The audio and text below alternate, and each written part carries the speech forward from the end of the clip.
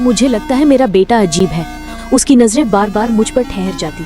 मुझे तुरंत खतरे का एहसास हुआ। मैं झट से उठ बैठी और उसे दूर धकेल दिया। अगले ही पल वो फिर से मासूम नजर आया, जैसे कुछ हुआ ही ना हो।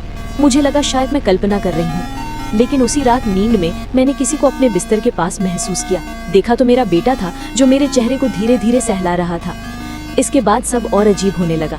परिवार की पार्टी में मैंने बस अपने पति को हल्के से गले लगाया था, मगर बेटे की नजरें मुझे ऐसे देख रही थी जैसे मैं उसकी दुश्मन हूँ। मुझे समझना था कि आखिर हो क्या रहा है। जब मैंने उससे पूछा तो उसका जवाब सुनकर मैं चौंक गई। अगले दिन पति के काम पर जाने के बाद मैं बेटे के कमरे में उससे बात करने जाना चाहती थी। सोच ही रही थी कि कैसे शुरू करूं, तभी पियानो बजाते समय मेरी उंगली गहरी कट गई। खून बहने लगा। देखा तो कीज पर रेजर ब्लेड छुपा हुआ था।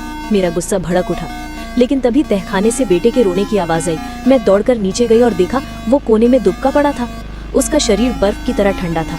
मैं उसे उठाकर उसके कमरे में ले आई और दवा ढूंढने लगी। तभी मुझे दराज में अपने गुम हुए कपड़े मिले। हालात की जल्दी में मैं कुछ नहीं सोच पाई। मैंने थर्मोमीटर उसके पास रखा। वो अस्पष्ट शब्द बड़बड़ा रहा था। मैं झुककर सुनने लगी। अचानक उसकी आंखें पूरी तरह खुल गई। मेरा गुस्सा अब हद पार कर गया। मैं बाहर आई तो देखा कि लिविंग रूम में तस्वीर का फ्रेम टूटा पड़ा था और शीशे के टुकड़े बिखरे थे।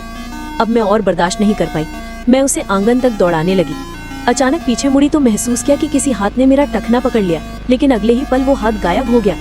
तभी मुझे समझ आया कि मेरा बेटा खतरनाक है। मैंने पति को सब बताया, लेकिन उन्होंने कहा कि ये बस किशोरावस्था की जिद है और मुझे बच्चे पर ज्यादा ध्यान देना चाहिए। उस रात मैंने एक डरावना सपना देखा। बार बार हाथ मुझे पकड़ने की कोशिश कर रहे थे। मैं पसीने से तरबतर जागी। मेरी नाइटी पर सचमुच एक फाड़ था। सपना हकीकत बन चुका था। और तभी मुझे सच्चाई समझ आई। बेटे को कोई मानसिक समस्या नहीं थी। गलत था ये नया घर जिसमें हम रहने आए थे।